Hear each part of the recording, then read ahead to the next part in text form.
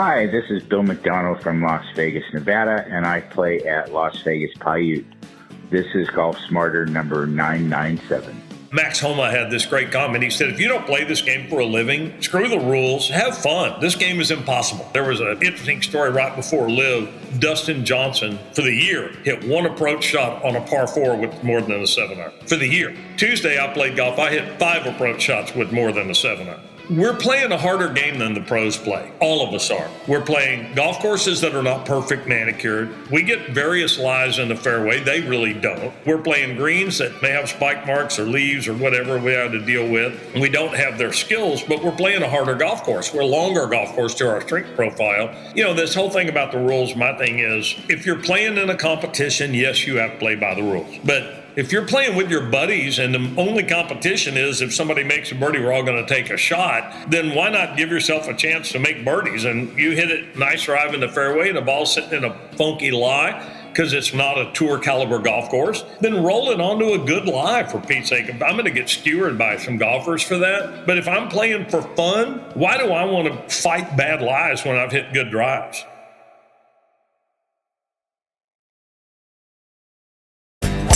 Amateur golf is a much harder game than what the pros play with Terry the Wedge Guy Koehler.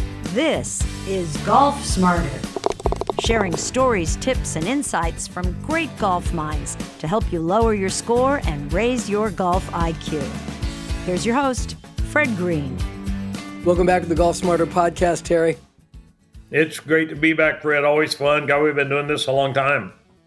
We really have been doing this a long time. Not only did we just get you on the show to talk about your wedge designs and whatnot as the wedge guy, but we did Golf Smarter tips together. You did a year's worth of weekly shows on that in the, what was that, 2007, I think it was. And then we did the Short Game Academy for a while too. Right. Which actually, it recently on our Friday episodes, our Golf Smarter Mulligan episodes, we've been bringing back old shows, and we've been listening to the Short Game Academy again. So you've been a presence.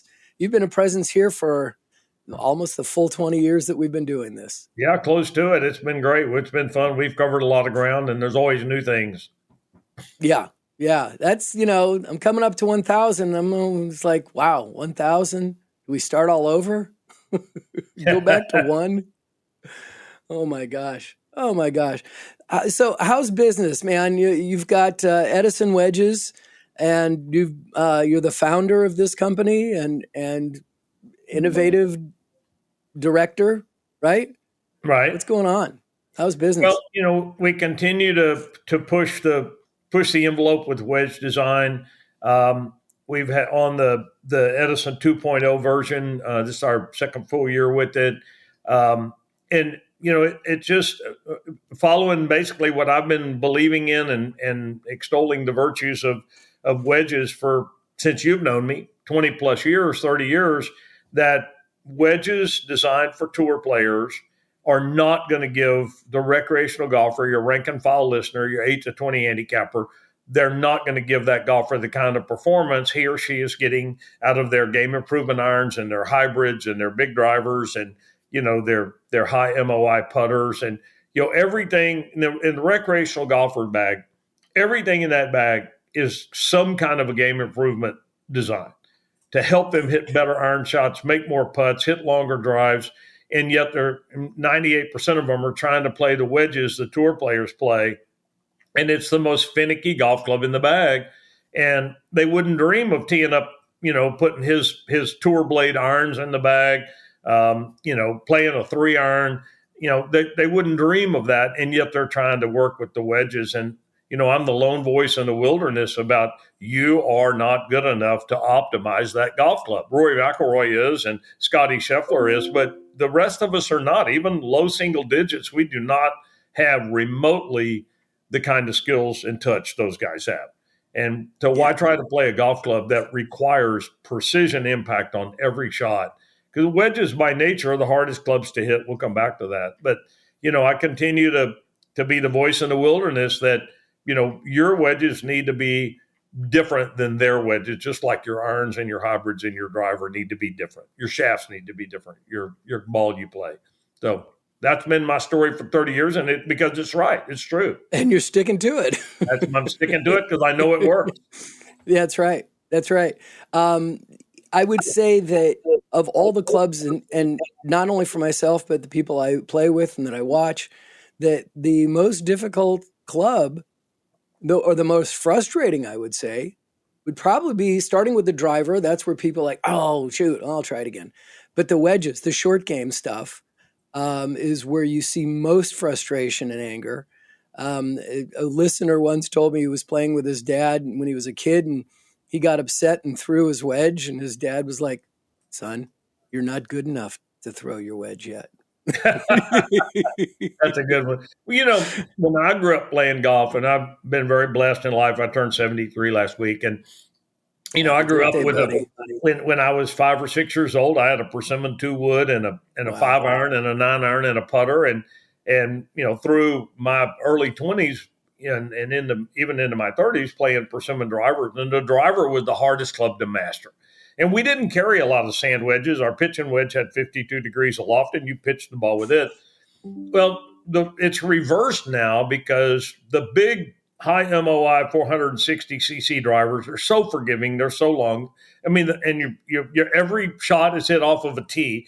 So, you can hit it all over the face of the club and get about the same results. So the driver, in my opinion, have become the easiest club in the bag to master. The wedges have become the hardest club in the bag to master because, A, they haven't changed in 40 years significantly. If you go look at 40, 50-year-old wedges and 40, 50-year-old drivers and then look at what's in the bag today, the drivers are radically different. The wedges are not. But because a wedge has 50, 55, 60 degrees aloft, Fred, every shot is a glancing blow.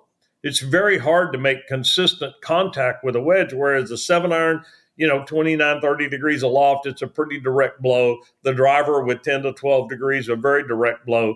But the wedge is a glancing blow. And so little variances in impact make a lot of difference on a wedge, any wedge.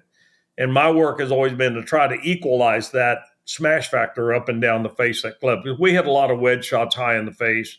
We had a lot of wedge shots a little out on the toe, maybe scoop the ball a little bit. But more shots are wasted inside 50 yards of the green than anywhere. And I would say even more than on the green. Yeah.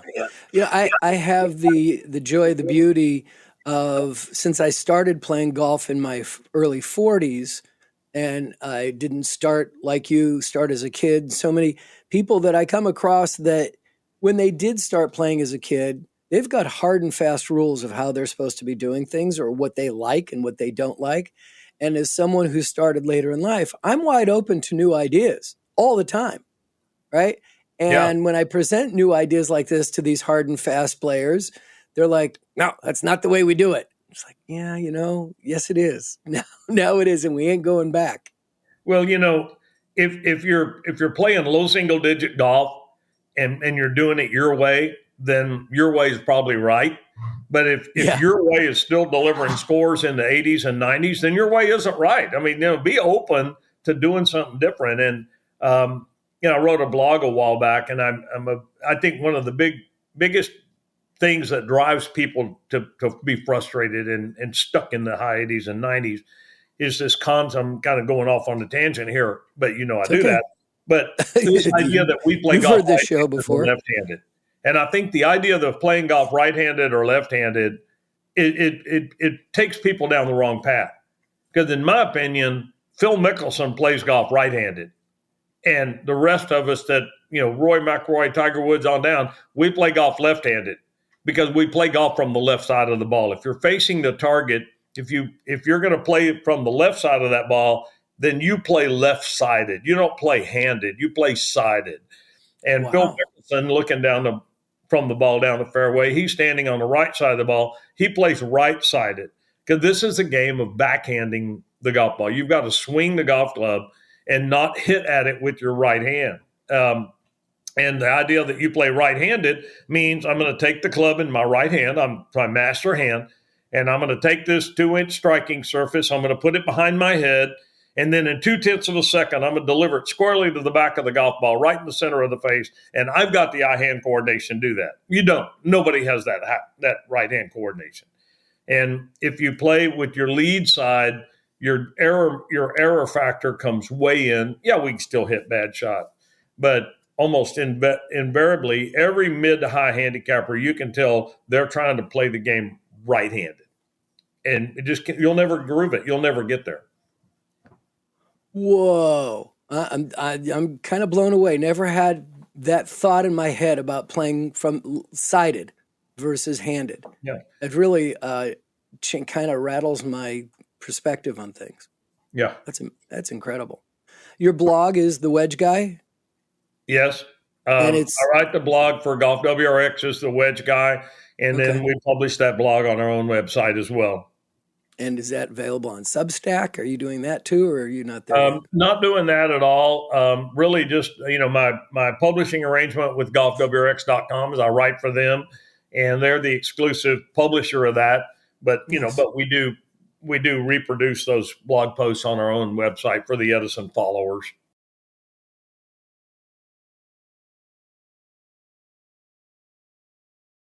I'm glad we brought up what you're doing for Golf WRX as far as your blog, because you've written some recently that just intrigued me, and I couldn't wait to talk to you about it. And again, thank you for being part of this journey to 1,000. I really appreciate your cooperation all through the years. So, I want to go. One of the blog posts that I just found so interesting is something about, we keep a handicap, which I'm okay with. I get it. I just don't like the idea that we gamble off of our potential as opposed to our average score, right? Because the handicap takes 8 of your 20 scores and says, this is what your handicap is, because that's your potential and what you're going to play. As opposed to when you're gambling and you're not looking at your average score, it's like, okay, I'll go against you on that. That's a whole different topic. But we can dive into that, because I was having a conversation about handicap and gambling and betting, and we can go into that. But go on with where you're going. No, I wanted to talk about what the idea of a short game handicap is like. Keeping track of how you do from 100 yards and in, or 125 yards and in, and where does that fit in your normal handicap? Are you like, if you're a 12 or a 13 handicap index, are you a 9 on the short game handicap, or are you a 15? Is that what's hurting you, and that's what you should be working on? I want to know where you went with that. Well, and, that was the point of that whole thing, with people, and I hear people all the time, and they find them in the golf business. They go, oh, well, I'm not a very good golfer and I don't play as much as I'd like. Well, I've never met the guy that says I'm really good and I play too much. I've never met that guy. So, but the idea of the short game handicap is, I know guys at our club that are 12 handicap. They're not long enough, even from the gold tees. So they're playing a par 84 golf course. So they're really about a 6, because, we've got a par 6. We've got probably 7 to 9 par 5s that they're playing, because, the game is not meant to be played where a par 4 is a driver, a 5-wood, and you still have 40 yards to go. That's not a par 4 hole. And, right. Gets into the whole topic of playing the right tees. I've got a good friend I play with a lot. Larry's 81. And, I finally got him to go up the silver tees, and he's having a ball, because he's playing a golf course that he can get to 1 par 5 and 2 now with a good drive. He doesn't play any 3-shot par 4s. And all of a sudden he's shooting 77s and 79s because he's playing the right tees, because he hits it, like the irrigation line is laid out. But, if he's playing back at the gold tees, he's playing a par 84 golf course. Well, no, you're not going to shoot your age, and so – but the whole handicap thing, the short game handicap, by the same token, I've played guys that hit it a mile, but they're 14s, because inside 100 yards, they have no idea what to do, and they're hitting wedge 12 times around and shooting 84. It's like, how do you do that? And so, and I don't like using yards as where scoring begins, because, Larry, 130 is a 7-iron or 5-iron for him. Well, that's not scoring range. The next guy is a gap wedge. Well, yeah, you should be scoring the golf course with a gap wedge in your hand. So in that short game handicap blog I wrote, when you put a 9-iron in your hand, whether that's your 90-yard club or your 160-yard club, when you put a 9-iron or less in your hand, that's when you have to take it to the golf course. That's when you get to go on the offensive. And I used to say that was a 7-iron shot, but 9-irons now have the loft of what 7-irons used to have. So I'll use the 9-iron. And what I try to teach and help our higher handicappers and our ladies understand is it is not a physical challenge to hit a 30-yard wedge shot up in the air with some spin. Anybody can hit it 30 yards up in the air with some spin. We've got several greens on our course that are very small. And if you don't have that shot, you can't play our golf course, because that little 30-yard shot's going to go over the green on you because you don't know how to hit it with enough spin. So, the idea is that if you can make the ball go up in the air with some spin to stop it within 6 or 8 feet of where it lands, I know you don't have to learn how to back it up, but if you can hit it up in the air, stop it within 6 to 8 feet of where it lands, then you can play golf. And you can turn that 30-yard shot, maybe 60 or 70 yards is as far out as you can hit that shot. But if you can hit really good shots from 70 yards and in, you can play to your 10, you can play to your 4, you can play to your, you're going to lower your overall handicap. Because if you look at how many shots you take that from 70, 80, 90 yards and in, that I always say, when you're hitting your second wedge on a hole, this is not a good thing. When you pull a wedge shot, your next shot should be a putt 90% of the time. And it's not going to ever hopefully be a short putt, 10-footer. Even you look at the tour guys in that short game handicap, I said, half of your greenside saves should get inside 10 feet if you're a medium skill golfer. And if you're a highly skilled golfer, that number should go to 3/4 of your greenside saves. Because you're going to occasionally have that really tough short-sided shot, and you're not going to get it within 10 feet. I don't care if you're not a tour player, But I think keeping track of your short game handicap with the little formula that I gave, is going to help you realize, wow, if I would go out and really learn how to hit better pitches and chips, my 16 could become a 12 like that. My 12 could become a 9. My 9 could become a 6. Because I'm looking how many shots I just threw away with a wedge or a 9-iron in my hand. So, yeah, it was amazing to me that when I started really concentrating on my short game, around the green and inside 50, 75, 100 yards, and started getting kind of good at it, my index definitely changed. There was no question how it dropped. But what I also noticed is just because you practice it and you've got your index down doesn't mean you got to stop. You can stop practicing it. You've got it in your bag. No, you really have to concentrate and consistently work on the short game. Yeah. When you go to the driving range, don't pull out the driver. Hit that 2 or 3 times and then use the rest of the bucket to play within 100 yards. Well, that and my personal, and there's a difference between your pre-round warm-up and going out to practice. There's a difference between those. Oh, yeah. But my pre-round warm-up, typically I'll hit 30 or 40 wedges and then 3 or 4 8-irons, 3 or 4 6-irons, couple of fairway woods, and I'll hit one drive. If it goes good, I'm going to the tee. If it doesn't go good, I'm going to hit a second drive, and it goes good, I'm going to the tee. Because, and I've been real blessed to be a really good driver of the ball, which I've written a blog post about. That's your first scoring club. Your driver is your first scoring club because nobody scores a golf course well from all over the lot. Yeah. Every golf course out there plays easier from the fairway. Every golf course. Every golf course. So you said you do that in your warm-up. Do you get to practice? Do you practice? And tell me about how you approach that. I've gone through. I'm historically a range rat. If I don't have time to go play 18 holes of golf or nobody wants to play, I'll go grab a cart. I'm very blessed. I live like 300 yards down that way to the club, so I can walk down 18 fairway and get a cart and go over to our range. And nice. And I love going out hitting 150, 200 balls.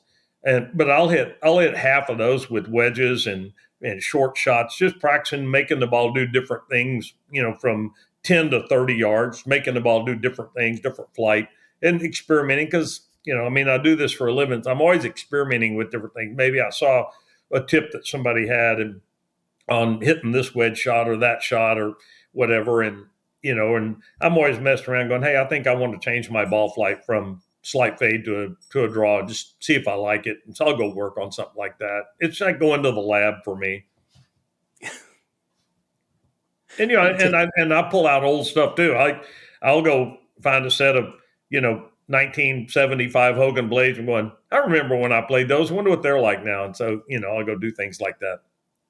And what does it do when you pull something old out after you've, gone through 3 more iterations of design that you've done and you pulled out an old one? It's like, oh, I remember why I like this. Yeah, exactly. And I'll take my Reed Lockhart Persimmon driver out and play around with it every once in a while, just play 9 holes and just to remind myself of how hard driving the ball used to be.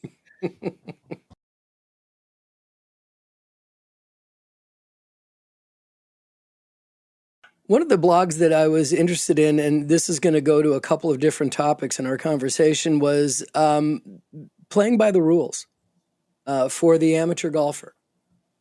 Do we need to play the same rules? I mean, I'm a big fan of bifurcation. I think there should be a set of rules for the tour and a set of rules for the 99.5% of all other golfers in the world. It's like, why are we playing the rules of the guys who do this for a living? And that, that they're doing it 10 hours a day, and then we watch them on TV thinking we can do that. Well, right? And I think the first rule, if you're, and I wrote in this blog, that article, that Max Homa had this great comment. He said, if you don't play this game for a living, screw the rules, have fun. This game is impossible. That was his quote within a couple of words of that.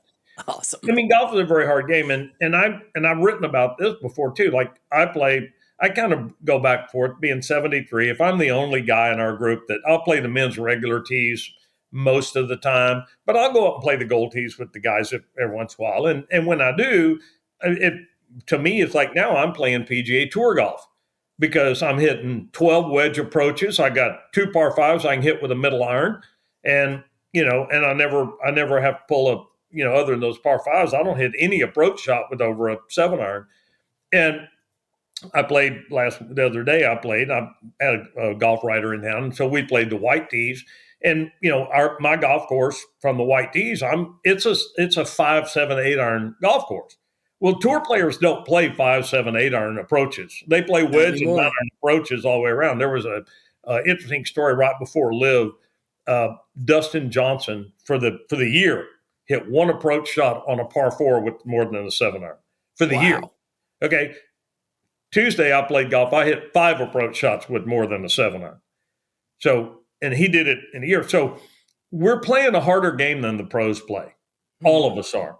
We're playing golf courses that are not perfect manicured. We get various lies in the fairway. They really don't. We're playing greens that, may have spike marks or leaves or whatever we have to deal with. We don't have their skills, but we're playing a harder golf course. We're a longer golf course to our strength profile. So, this whole thing about the rules, my thing is, if you're playing in a competition, yes, you have to play by the rules. But, the rules are designed to level the competition. If you're playing with your buddies and the only competition is if somebody makes a birdie, we're all going to take a shot, then why not give yourself a chance to make birdies? And you hit it nice drive in the fairway and the ball's sitting in a funky lie because it's not a tour caliber golf course.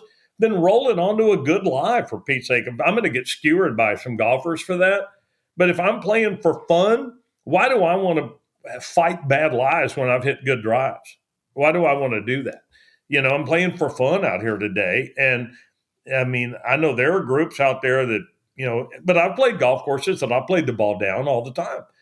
Our golf course, we have 7 different kinds of turf grass out here. We've got challenging water and soil conditions. And we have areas in the middle of the fairway that are just bare.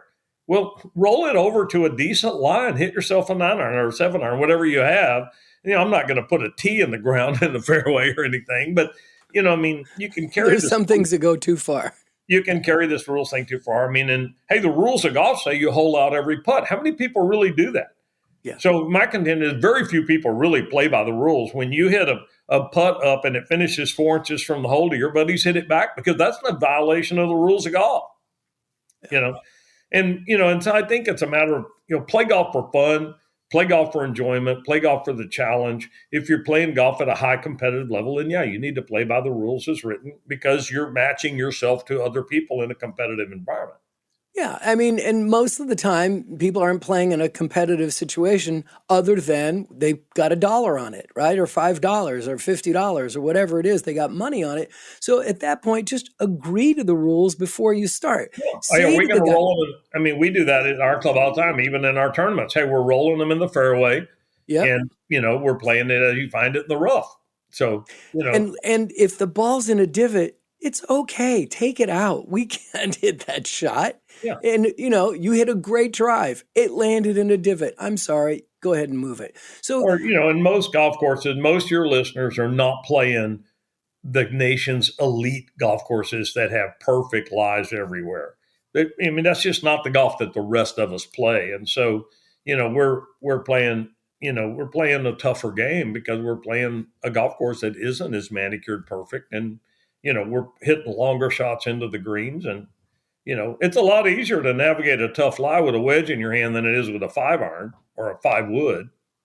So crazy. I just got two notifications, one from CNN and one from Fox News. So it must be true if the two of them agree to it, that you've just been named the commissioner and the rule czar of the PGA Tour. and the USGA. Yeah. So, I think those guys are so good. I think the rules ought to be that your opponent can step on your ball before you have to hit any shot. No, I'm just kidding. That happened at the Champions. I saw that. The players, when the guy was low, they were watching 17, he stepped on somebody's ball. And you mentioned handicap a while ago. And, it's like if you're going to play by the rules, then you have to throw out handicaps. Because, the guys on tour don't get to get shots because they're number 140 on the money list instead of number 3. So the rules are golf. You put it on the peg on the first tee and you hold it out on the 18th, and how many times you hit it, that's what counts. The rules of golf don't have anything to do with a handicap. That's a configuration of, trying to figure out how to make the game even. And, that's another soapbox I'll get on. But, you mentioned the handicap thing. I don't know what good it is, really. But what rules, if you had the opportunity and they appointed you and asked your advice, what rules, top 3, 4, or 5, that you'd say, all right, this one's got to change? And this, again, for the recreational golfer, we're talking about USGA rules for everybody, not the tour. I guess I don't know that there's anything really wrong with the rules of golf because you have to write the rules that apply. You mentioned bifurcation a while ago. The rules are the rules, but I think divot, you could make an argument. The guy before me took a divot. He put sand in the divot. It's ground under repair. He repaired his divot. That's ground under repair. That's right. That's what he did. He repaired. It's not marked, but it is technically, that is ground under repair. There was a divot made and a guy put sand in it, and maybe he did, or maybe he didn't put sand in it. It's ground in need of repair, So that's probably the biggest one. But again, I don't think the rules of golf are necessarily overly challenging. If you want to play by the rules, play by the rules. Or make them up as you go along. Or agree with your buddies what we're going to do. We were talking about handicap a while ago, and I've always experimented around because I've always been blessed to be a low single digit handicap. So in a match or tournament where strokes are going to be given, I'm going to be the guy giving them. Okay. And I feel like you cannot, the handicap system is an adjustment of your mental play. It's a reflection of your mental play ability. Okay. And you can't apply that to match play. It's like, for example, what's your handicap? Right now it's a 10-3. Okay, so let's say you're a 10, I'm a 3. So in match play, that would mean there's 7 holes on the golf course that are 1 stroke harder for you than me, and there are 11 holes that are the same difficulty for you and me. That's an absurd concept. The golf course is 7 strokes harder for you than me. the golf course. But there aren't 7 holes that are a stroke harder for you and 11 holes that are equal difficulty for us. That's an absurd concept. So to me, if you're giving, and when I've experimented this around with different friends, and let's just go see what happened. If you take handicap to match play, you get, if you're a 7, you get a tie on the 7 top handicap holes. You tie me, you win, but you can't tie me by losing by 20% or 25%. If you think about it, it's a par 4 hole. I make a 4, you make a 5. I beat you by 20% on that hole. I was 20% lower score on that hole than you were, and yet you're going to tie me. I didn't barely beat you. I beat you by 20%, beat you like a drum, But you get a tie because you get a stroke there. And so I think if you do ties, it's that you're going to get a half on those 7 holes. You have me. That hole is theoretically a little more difficult for you than me. So if you tie me, you played it better than I did. So you win. But you can't tie me by losing by a full shot. So, and then you have the funny things about handicap, and this is one of my favorite stories about handicap. The design is it's going to equalize us, correct? That's the whole concept. All right. So I'm playing golf a few years ago with a guy that's a 24 handicap. So there's 6 times he gets 2 strokes on a hole. Okay. And other than that, the other 12, he gets a shot. So number 8's a par 3. He hits it up, kind of skinks a shot up there, caught one nice, and hit it up and rolled in an 18-footer for birdie. I jumped up and said, drinks for everybody. Gary just made a 1. He's going to put a 1 on the scorecard, isn't he? He made a 2. He's got a stroke. He's got to put a 1 on the card. If I put a 1 on the card, I'm going to have to buy drinks for everybody. He put a 1 on the card. He has to buy drinks for everybody. If you believe the handicap system that every hole is a stroke harder for him than me, then he made a 1. So he has to buy drinks for everybody when we get in. And we had to go. We ruined his back 9, but we had him going. But, that's going to – but on the other hand, if that guy teed it up on number 1 and had to hold it out on 18 and count them all, I would give him his 24 shots every day because he can't play to it. I don't know that he's ever played 18 holes and really finished them all, because after 6 or 7 smacks, he's putting it in his pocket, putting the 6 or 7 on the card. And I don't want to play with somebody that's going to finish out every hole and put 130 on the scorecard. I don't have that much patience. So go to the practice range and get your golf pro and learn how to play golf. There's no such thing in my book as a 36 handicap. You don't have a handicap yet. You're not a real golfer yet. You can't shoot somewhere around 100 and make the ball go kind of where you think it ought to go. I might get skewered for that too. That's not snobby. I just think go practice, go learn how to play the game. It's a lot more fun shooting 90.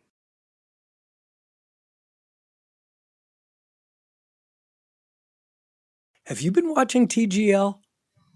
I tried, but it was really so painful I couldn't do it. Why was it painful? I love it. I just find it's like, and I'll qualify that. I don't really watch much PGA golf anyway. Okay. It's just not interesting to me to watch these finely tuned athletes hit it 350, go find it, hit it again. I just don't find it that interesting. But the TGL thing I really find not interesting. It's not golf. I'd rather go watch somebody on a driving range and hit real golf shots and see real ball flight.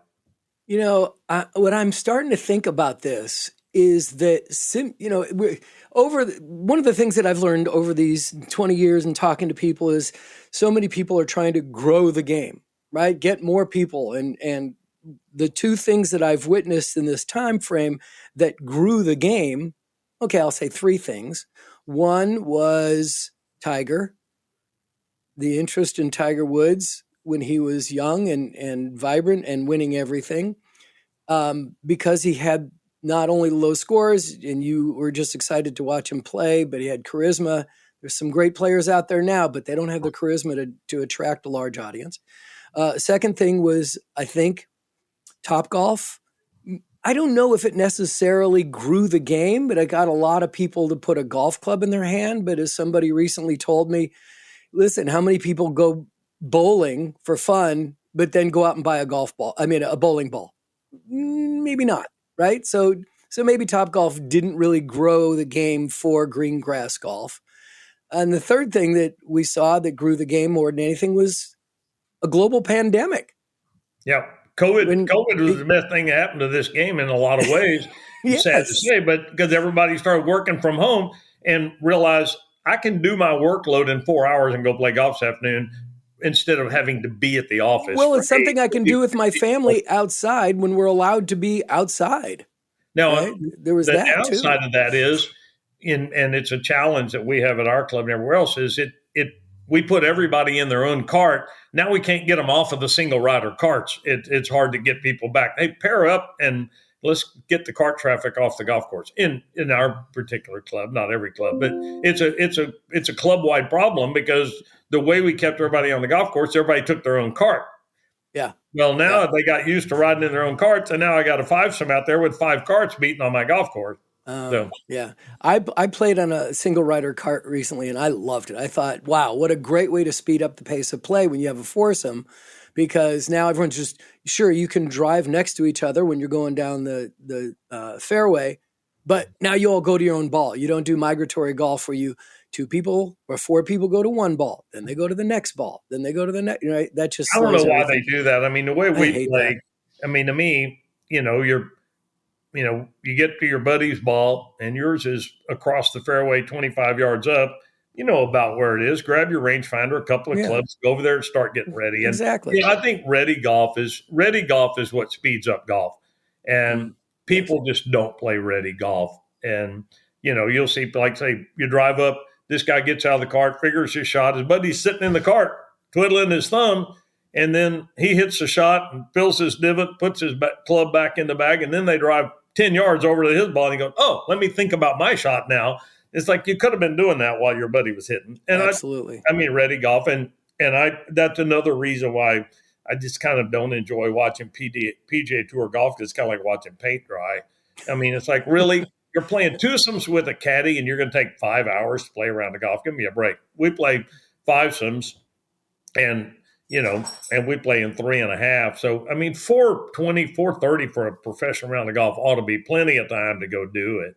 And I think that it's a challenge for the PGA Tour. I mean, do you want to penalize guys' strokes, or do you want to just, say, hey, you guys got the first tee time today, and at 4 hours and 15 minutes, you're leaving the golf course. And if you're on number 17, you just got a DQ for today because you didn't finish. Wow. Well, you got 4 hours, 15 minutes to play this round of golf, so you better get after it, Wow. Okay. I mean, they're not serious about it, and the guys, well, we're playing for a lot of money, blah, blah, blah. It's like, I mean, you're going to make all the excuses you want. I'm not going on that soapbox. I'll get off of that, Fred.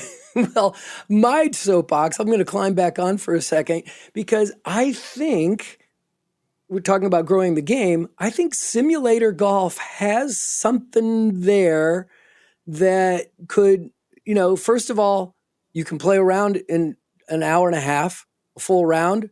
You can, socialize. You don't have to do all the walk. That's what I think about TGL and something like Tiger playing on TGL. He can't walk 4 rounds of golf right now. There's no possible, he can't even play. But I mean, he 4 rounds of golf walking, we've seen Tiger over the last couple of years can't do it. But in a situation where in a controlled environment where you're hitting into a net and then you're chipping and putting onto a green, I think that people on a social basis might really I think this simulator golf thing has some legs. And I think that if people start, opening up venues that are simulator golf, bowling alley, concert venue type of thing, you're going to attract a lot of people. I think that has the potential of growing the game. And that's part of what I love about TGL is it brings in a whole different generation and participant. My 2 cents. And it may, the Top Golf and all that, is it bringing new golfers to the game? Maybe so.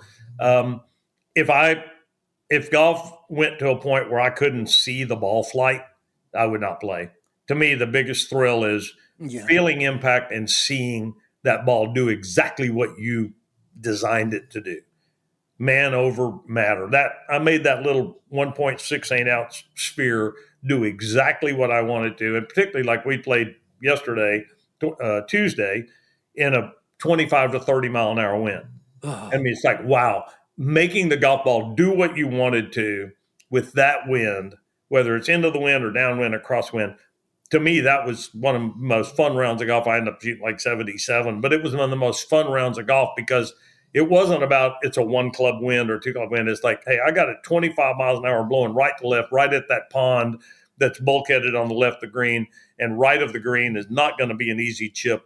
This is going to really require some ball control. And to me, that's what I love. I love shot making and making the golf ball do what I wanted it to do. Ben Hogan once said he only hit 2 or 3 perfect shots around. And I've quoted you on that multiple times. What you wanted it to do. And I mean, to me, I'll go through that round of golf, and it's the 2 or 3. And I remember going to a Golf Digest research presentation years ago at the PGA show, and they asked golfers what was their number one goal. And I think this is universal. I want to hit better golf shots more often. And that's what the game is. Better golf shots more often. And here's an interesting thing. When you have 2 reasonably close handicap guys, it's a matter of who's going to get 2 or 3 shots. Instead of giving them shots, you give them that many mulligans. Use them anywhere you want on the golf course. 2 or 3 times, you're going to get a do-over. And that's your handicap. So. Ooh, there's one for the rules commissioner. It really works out very interesting. The 7 can play a 3 with 4 do-overs, and it's a really good match. Interesting. You said a few minutes ago that you've always been blessed with a low handicap. Is that really a blessing or is that pressure? Because whenever I get down in there, I'm like, oh no, can I really play this well? It's like I don't always buy it. To me, and I say a blessing, meaning I experienced the game of golf at a very different level than the 12 or 15 or 20 handicapper. No question. Because I get to challenge myself with making that golf ball do exactly what I wanted it to do, whether it's holding that drive 20 feet lower into the wind, or whether it's hitting that drive and putting a little cut on it where I want it, or whether it's peeling, 5 yards off of that 3-wood layup so it doesn't get to the water, but it gets close, or, making that iron do this or that. And when I say it's a blessing, I get to appreciate the game on a much different level than somebody's like just hoping to break 90. And because I coined a term years ago, golf is not a game of numerical satisfaction. To your point about your handicap, if you shoot to your handicap today, you played your best golf. Yes. And you should not have many places that you can say, oh yeah, but, however, the better you shoot, the more those 2 or 3 throwaways stand out because you're going, hey, I'm a 10 handicap. I shot 77 today, but damn, I had that 3-putt on such and such, or I chunked that one chip shot. But you hit a lot of really good shots to hit that to shoot that 77. But Justin Thomas shoots 62 the other day and bogeys 18th hole. He'd love to have that iron shot over. So it's so painful to watch. No matter what you shoot, there's always a but. Yeah, I call it a yeah, but. There's always a yeah, but. Yeah, but right. Yeah. Every single golfer. Yeah, but I shot a 62. Yeah, but I hit one out of bounds on 18 when the world was watching. Nothing stands out. It was just a ragged day, But the key to your handicap is, when you look at those best 8 out of your last 20 or whatever, what was the range from your best to your worst? The best golf probably I ever played in my life was years ago. I played to a 3 handicap at a course that was pretty tough, but in the course of the year, my scores were 70 to 78 for the entire year. That was my range. I never shot worse than 78, never shot better than 70. To me, that was probably the most consistent golf for a year that I ever had. How old were you when you did that? Mid-30s. Not bad. But I grew up, and look where you. 40 years later, you're still remembering it. Like what's that? Like that. 40 years later, and you're still holding it up as the gold standard for your game. I have golf shots that I've hit in my life 30, 40, 50 years ago that I still remember vividly. Of course, because that shot was just a piece of perfection. Not a tour player in the world would have wanted it any better. It made you an artist at that moment. Yeah, for that moment, it goes back to the 7 days in Utopia. And, it's about see it, feel it, trust it. But you've got to paint that golf shot. And I think that's where most and I know in my own golf, 99% of the time when I hit a bad shot, it's totally not a surprise. It's not like where'd that come from? It's like I was not even remotely prepared to execute a shot. I didn't have a picture of it in my mind, didn't pay attention to my setup. My alignment was off. I'm standing. My last swing thought was, hey, you got the ball too far forward. Whip into your swing. It's like this game is a game of pieces of an inch. The little differences make, they make big differences in where the ball goes.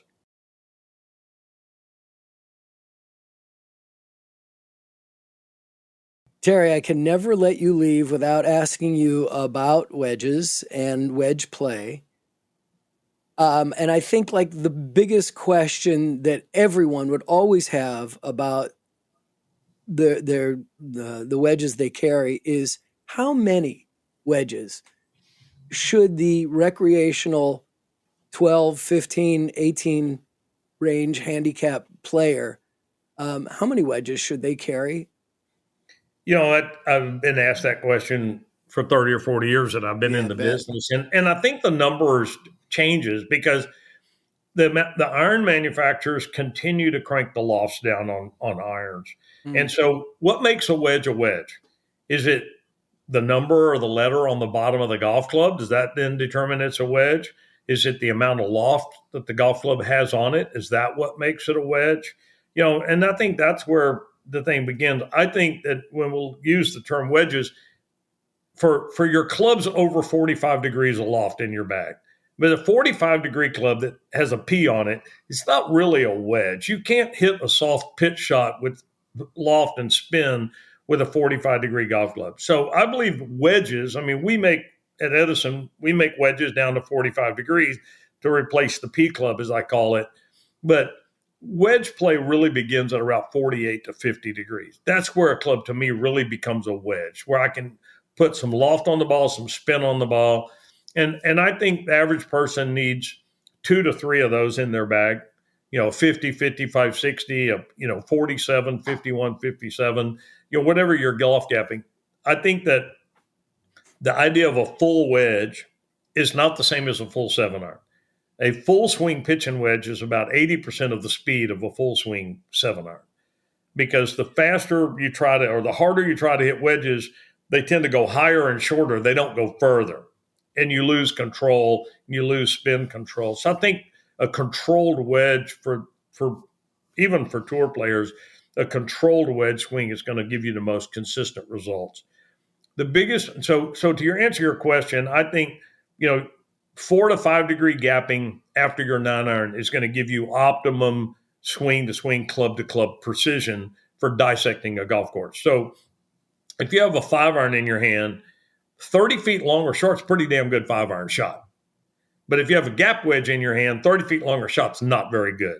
So I think you need to have where if I put what I consider a full swing 9-iron, and then I pull up my pitch and wedge, my P club, and that full swing should give me something under 15 yards difference, 10 to 12 yards, and then 10 to 12 to my gap wedge, 10 to 12 to my I call it the mid wedge. Because a good wedge, a gap wedge, a sand wedge, a lob wedge are all good sand clubs if they're designed right. That's what I've always strived for. A longer bunker shot, I'm going to hit the lower lofted wedge. A shorter bunker shot, I'm going to hit the higher lofted wedge. But they all need to be good bunker clubs. They all need to be good clubs off the tight lies. They all need to be good clubs out of the rough. It's what led me to create the Soul design that I did 30 years ago. But I think the number one, and I know you want to wrap this up, the number one thing that I see, and I talked about that 30-yard pitch shot a while ago, 100-foot pitch shot. What I see recreational golfers that are stuck at 8, 9, or 10, 12 handicap and higher, they're trying to hit that ball up in the air. And the ball's sitting on planet Earth. You cannot hit up on a golf ball. You can only hit down on a golf ball because there's a planet right under it. And you can hit up on a driver because it's sitting up on a 2-inch tee, but you can't hit up on an iron shot. You can't hit up on a wedge shot. And I tell people that are struggling, particularly in the beginner world, if you want to improve your wedge game, that word wedge is the key to short game scoring. You got a golf ball, and it's sitting on the planet Earth. You got a club that's got a lot of loft and it's got a bounce angle. you want to wedge that club between the earth and the ball. And the loft will make the ball go up, and the bounce will make the club not dig. So if you think about, I got a ball and I got a planet Earth, I want to wedge that club under that golf ball.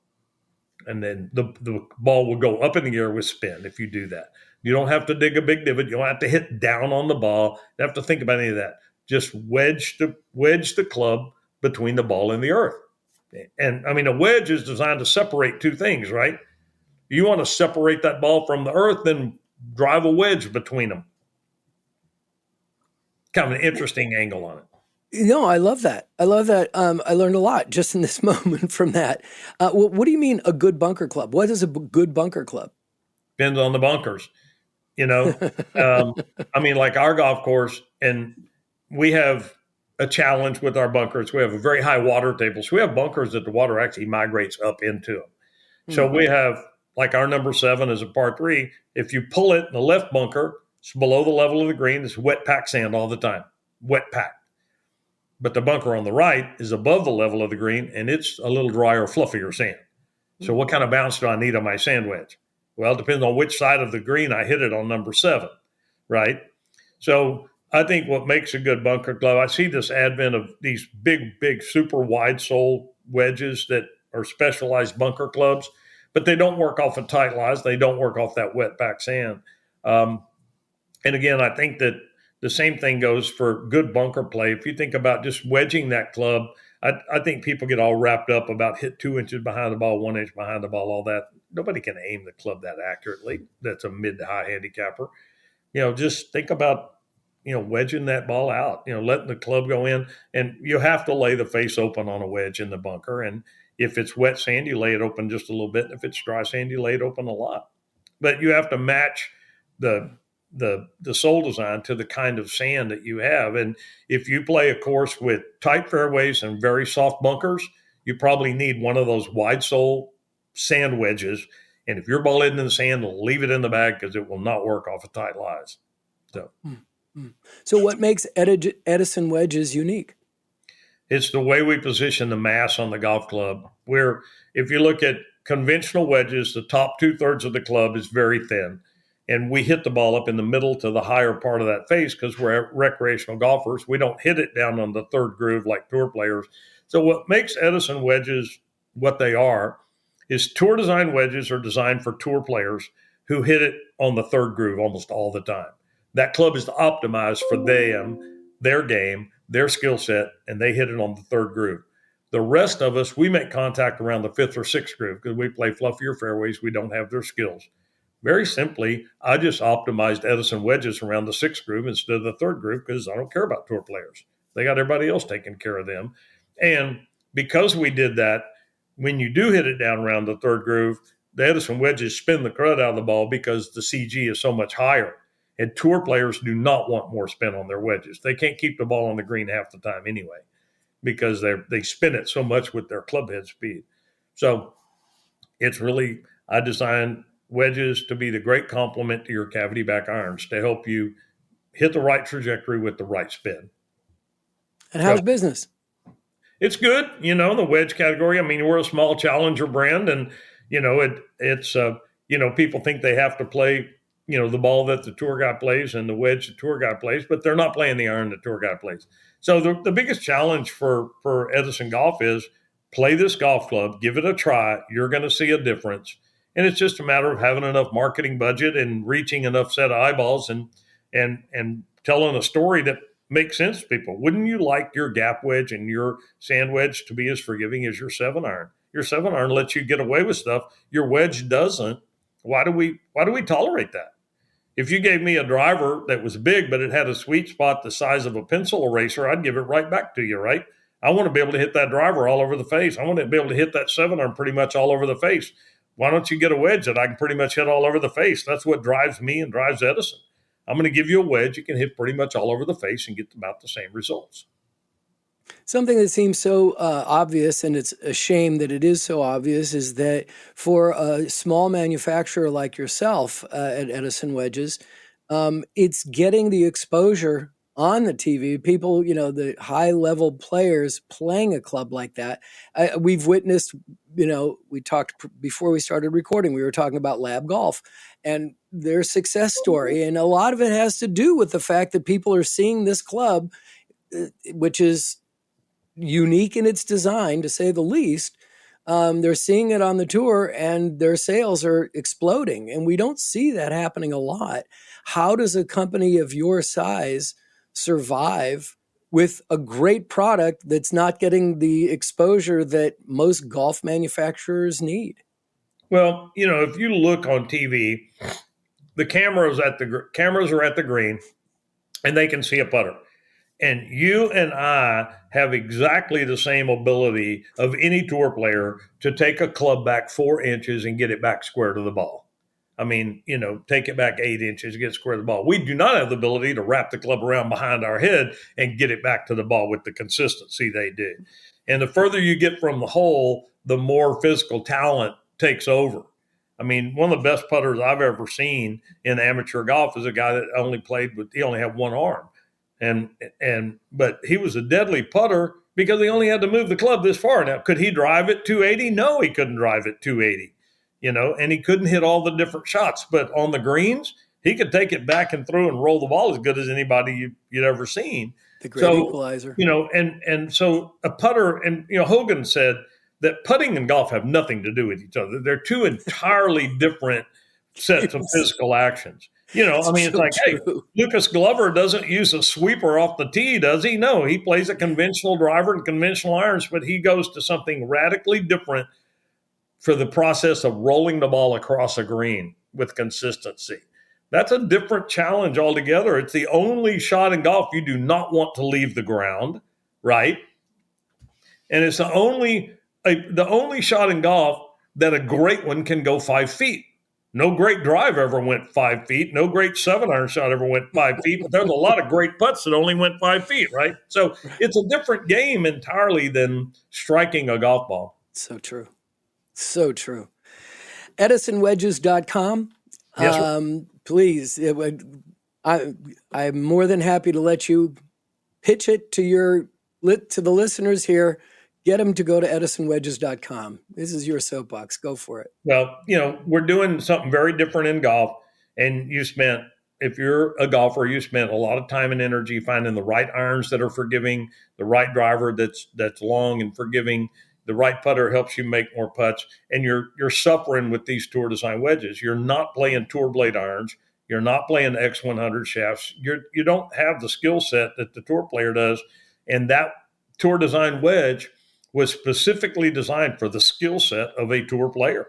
I mean, all the big wedge companies, they talk about their tour staff over and over and over and how, it's the number one wedge. Well, I came up with a thing a while back that mathematically golf is 20 times harder than brain surgery, mathematically, because there are 5,000 brain surgeons in the United States that make over $400,000 a year, and there were about 250 professional golfers that made over $400,000 on the golf course last year. So therefore, mathematically, brain surgery is obviously 20 times easier than golf.